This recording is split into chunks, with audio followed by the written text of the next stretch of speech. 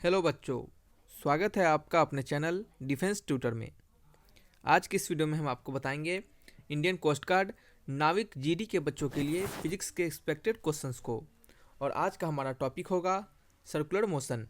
यह circular motions का lecture 4 है। इससे पहले हम 3 और लेक्चर दे चुके हैं। जिन्होंने भी अभी तक उसे नहीं देखा है तो प्लेलिस्ट से जाकर देख सकते हैं। बच्चे, आप जान रहे हैं कि हमारे साथ बहुत बड़ी प्रॉब्लम हो गई है, इसके कारण आपको क्वेश्चंस को वीडियो को देने में डिले हो रहा है। बच्चे क्या करें, बहुत सारे काम को हमको अभी करना पड़ रहा है, मजबूरी है हमारे साथ, तो आप इसके लिए हड़बड़ाइएगा नहीं। हम आपको जितना भी पढ़ा देंगे बच्चे आपके एग्ज़ाम तक, आप अगर उतने को अच्छे से करके जाइएगा तो आप एग्ज़ाम को ज़रूर से ज़रूर निकाल पाइएगा। अगर हमारा बोला हुआ आपको भरोसा हो रहा है तो आप हम जितना पढ़ाते हैं कम से कम आप उतना पढ़िए, और आप अपने से भी कहीं दूसरे जगह से भी पढ़ सकते हैं। ठीक है, जो भी आपको एक्स्ट्रा लगे क्वेश्चंस कहीं दूसरे जगह से बनाते रहिए, पढ़ते रहिए, और हम आपको जितना भी सिखा रहे हैं, जितना भी पढ़ा रहे हैं, आप उतना ही अगर अच्छे से पढ़ के जाइएगा तो आपको एग्जाम में ये बहुत हेल्प करेगा। ठीक है बच्चे, बहुत हेल्प करेगा। ठीक है, हम आपको पहले भी बता चुके हैं कि ज़रूरी नहीं है किसी एग्जाम को क्रैक करने के लिए पूरा सिलेबस पढ़ के जाया जाए। आप इतना ही पढ़ के जाइए, अगर उतने से क्वेश्चन आपको आए तो एक भी क्वेश्चन आपसे छूटना नहीं चाहिए। ठीक है, तो चलिए बच्चे वीडियो को स्टार्ट करते हैं, और आपको बता दें कि यह फिजिक्स के एक्सपेक्टेड क्वेश्चंस स्टेज 1 के सेक्शन 2 में पूछे जाते हैं। तो जो भी हमारे नए और पुराने बच्चे हैं तो प्लीज़ वीडियो को लाइक कीजिएगा और चैनल को भी सब्सक्राइब कीजिएगा।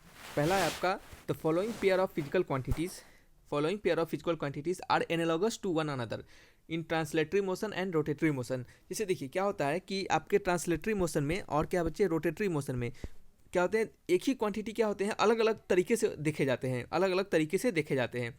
तो इन सभी ऑप्शंस में से बताइए कि क्या वो क्वांटिटी दोनों में क्या है, सेमी क्वांटिटी सेम ही होते हैं, लेकिन बोलचाल की भाषा में क्या है, थोड़ा सा डिफरेंट उसमें पड़ जाता है, थोड़ा सा डिफरेंस आता है। तो वही आपको बताना है कि एनालॉगस होंगे, यानी लगभग सिमिलर होंगे। ठीक है, यहाँ पे हिंदी में पढ़ते हैं, भौतिक राशियों के निम्नलिखित जोड़ी अनुवादक के एक दूसरे के अनुरूप होते हैं गति और घूर्णन गति में। ठीक है, तो चलिए आपको बताना है कि कौन सा इसमें से सही सही दिया गया हुआ है। तो देख रहे हैं आप, पहला पढ़िए। पहला लिखा है मास और मोमेंट ऑफ इनर्शिया। तो बिल्कुल सही बात है बच्चे कि मास जो होते हैं उसको हम एम से डिनोट करते हैं आपके ट्रांसलेटरी मोशन में। जैसे देखिए हम यहाँ पे आपके लिए लिख देते हैं ट्रांसलेटरी मोशन, और यहाँ पे लिखते हैं आपके रोटेटरी मोशन। ठीक है, तो मास जो होते हैं वो ट्रांसलेटरी मोशन में एम से डिनोट करते हैं, और मोमेंट ऑफ इनर्शिया भी होता है बच्चे, ये रोटेटरी मोशन में हम आई से डिनोट करते हैं। दोनों जो होते हैं बच्चे हमें मास के बारे में ही बताते हैं, दोनों हमें लगभग मास के बारे में ही बताते हैं। सिमिलरली इसी तरह फोर्स एफ से डिनोट करते हैं ट्रांसलेटरी मोशन में, और टॉर्क को टाउ से डिनोट करते हैं। ठीक है, तो ये दोनों क्या होते हैं, एक तरह से फोर्स ही होते हैं, लेकिन थोड़ा सा डिफरेंसेस होते हैं, लेकिन दोनों होते हैं बच्चे फोर्स ही।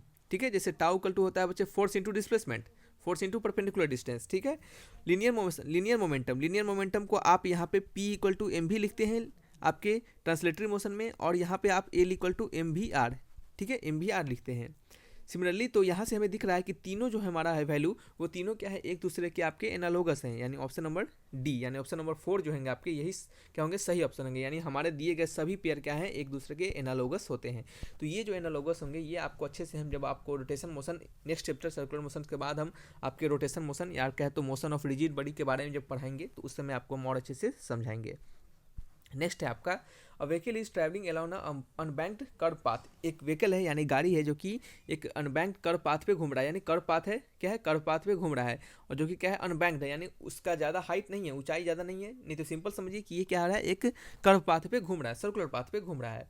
इफ़ अगर the friction between the road and tyre, जो फ्रिक्शन होंगे, अगर मान लेते हैं यह कोई कर्व पाथ पे घूम रहा है तो रोड एंड टायर के बीच, ये रोड होगा और ये जो बड़ी घूम रहा है, तो इसके बीच क्या होगा, फ्रिक्शन तो लगेगा ना। तो ये जो फ्रिक्शन होंगे इस रोड और टायर के बीच, वो क्या होंगे, अगर आपको नेग्लेक्ट कर दिया जाए, यानी अगर उसको सडनली डिसअपियर कर दिया जाए, हटा दिया जाए, क्या किया जाए, इस फ्रिक्शन को इक्वल टू जीरो कर दिया जाए, तो फ्रिक्शन को जीरो कर दिया जाए। ठीक है, ऐसा तो क्या होगा, देन द व्हीकल क्या होगा, पहला ऑप्शन है मूव अलोंग टेंजेंशियल डायरेक्शन। इस क्वेश्चन को, पर्टिकुलर क्वेश्चन को याद रख लीजिए, इसमें बहुत बच्चे क्या करते हैं, गलती कर देते हैं। इसको आप रट के याद रखिए, समझ के याद रखिए, लेकिन याद रखिए।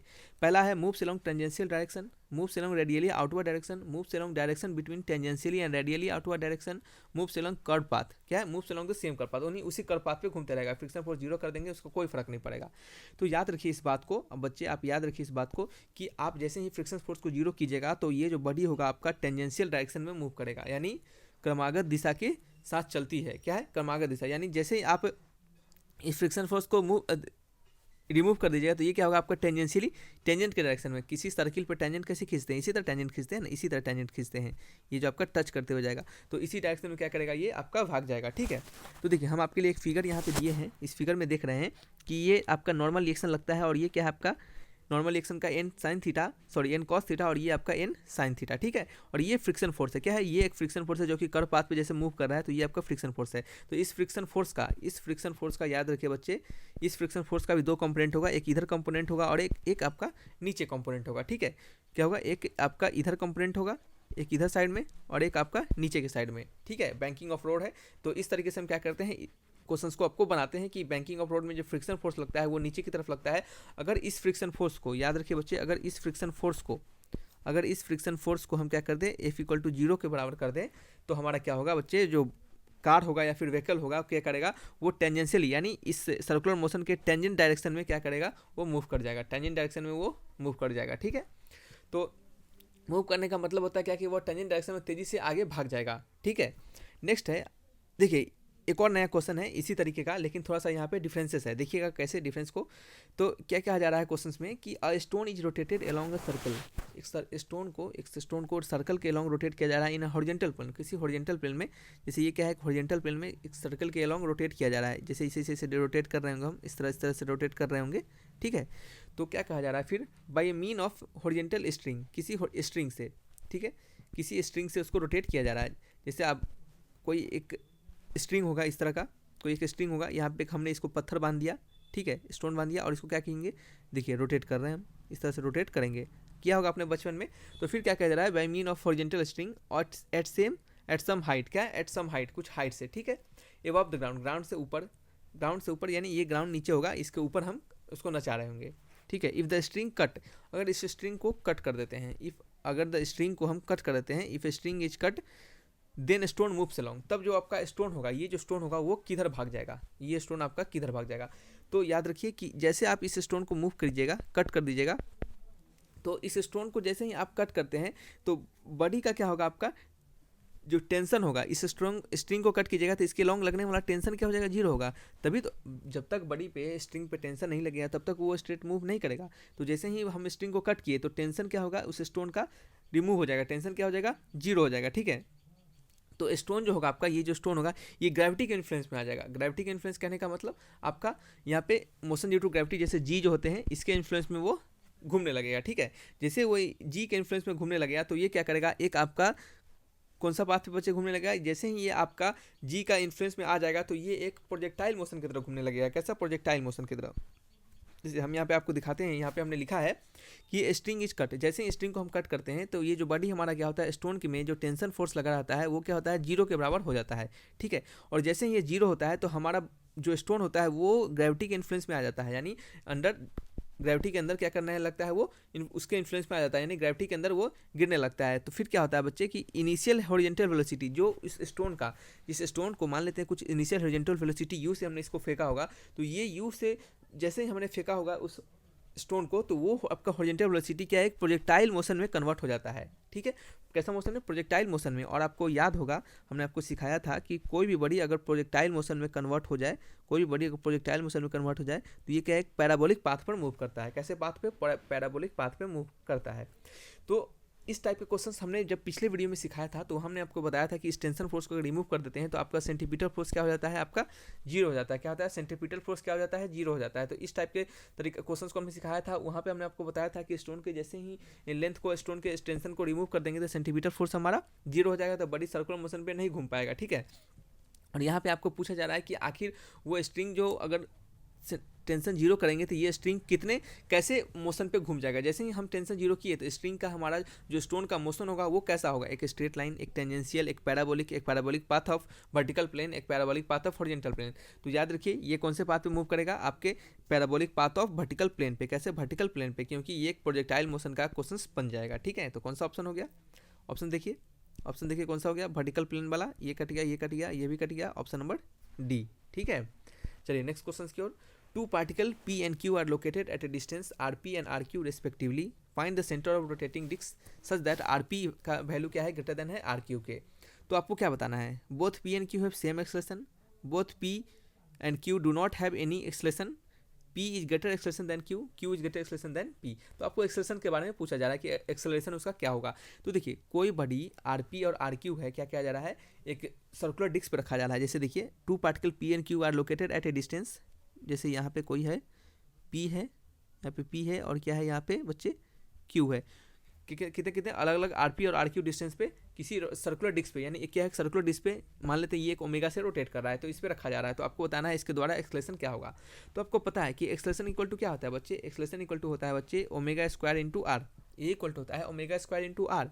ठीक है, तो ओमेगा तो दोनों पार्टिकल के लिए सेम ही रहेगा। क्यों सेम रहेगा, क्योंकि ये तो सेम ही डिस्क पे रखा गया है ना, तो ओमेगा से नचने वाले डिस्क पे रखा गया है तो दोनों के लिए ओमेगा सेम ही होगा। चेंज क्या हो रहा है, आरपी चेंज हो रहा है। तो जिसका आर ज़्यादा होगा, याद रखिए जिसका आर ज़्यादा होगा उसका एक्सेलरेशन ज़्यादा होगा। ठीक है, क्योंकि ए क्या है यहाँ पे डायरेक्टली प्रोपोर्शनल है आर के। तो किसका आर ज़्यादा है, आरपी का आर ज़्यादा है आरक्यू से। ठीक है, तो यहाँ से हमें क्या पता चलता है, एपी का एक्सेलरेशन ज़्यादा होगा ए क्यू से। किसके, एपी का एक्सेलरेशन ज़्यादा होगा ए क्यू से, यानी P has greater acceleration than Q. Option number 3। ठीक है, चलिए next question. A particle moves along a circle, एक पार्टिकल है जो कि सर्कल पर मूव कर रहा है विथ यूनिफॉर्म स्पीड। स्पीड क्या है उसका, यूनिफॉर्म है, यानी स्पीड क्या है आपका, स्पीड क्या आपका कांस्टेंट है। तो physical quantity which constant both in magnitude and direction, यानी ऐसा फिजिकल क्वांटिटी बताना है जो कि मैग्नीट्यूड एंड डायरेक्शन दोनों में कांस्टेंट होने चाहिए। तो हमने आपको इस टाइप के क्वेश्चंस बताया है कि सर्कुलर मोशन पे वेक्टर क्वांटिटी वाले जो आपके वेक्टर क्वांटिटी वाले यूनिट होते हैं वो क्या कांस्टेंट नहीं रह पाते हैं। जैसे जैसे हमने आपको सिखाया था कि वेलोसिटी होते हैं कि इनके तो स्पीड यानी इनके मैग्नीट्यूड तो कांस्टेंट रहेंगे, लेकिन आपका डायरेक्शन क्या होगा, डायरेक्शन आपका क्या होगा बच्चे, हमेशा चेंज होता रहेगा। कैसे, यहाँ पे अलग डायरेक्शन, यहाँ पे अलग डायरेक्शन, यहाँ पे अलग डायरेक्शन, यहाँ पे अलग डायरेक्शन। सिमिलरली एक्सेलरेशन का भी डायरेक्शन क्या होगा आपका, चेंज होता रहेगा, क्योंकि एक्सेलरेशन क्या है, वेक्टर क्वांटिटी होता है। मैग्नीट्यूड तो सेम रहेगा लेकिन डायरेक्शन चेंज होगा। सेंटीपिटल फोर्स भी चेंज होता रहेगा, एक्सेलरेशन चेंज हो रहा है तो सेंटीपिटल फोर्स भी तो चेंज होगा ना, डायरेक्शन चेंज हो रहा है ना, क्योंकि आपको पता है कि एक्सेलरेशन क्या है कि वेक्टर क्वांटिटी, और वेक्टर होते हैं जो डायरेक्शन और मैग्नीट्यूड दोनों पर डिपेंड करते हैं। तो सिर्फ बचा कौन सा option, option number 4। Option number 4 जो है आपका ये ऑप्शन नंबर 4, इसमें क्या होते हैं, यही एक ऐसा क्वांटिटी है एंगुलर वेलोसिटी जो कि क्या होते हैं आपके मैग्नीट्यूड और डायरेक्शन दोनों में कांस्टेंट रहते हैं। ठीक है, एंगुलर वेलोसिटी ओमेगा। अब क्यों रहते हैं, क्योंकि आपको बता दें थोड़ा सा कि आपके जो ओमेगा होते हैं ना ही इनको हम वेक्टर मानते हैं ना ही इनको हम स्केलर मानते हैं। ठीक है, डायरेक्शन तो ओमेगा के पास भी होता है लेकिन इसका डायरेक्शन हमेशा, इसका डायरेक्शन याद रखिए, ओमेगा का डायरेक्शन एंगुलर वेलोसिटी का डायरेक्शन हमेशा परपेंडिकुलर होता है एबव, या फिर परपेंडिकुलर होता है बिलो।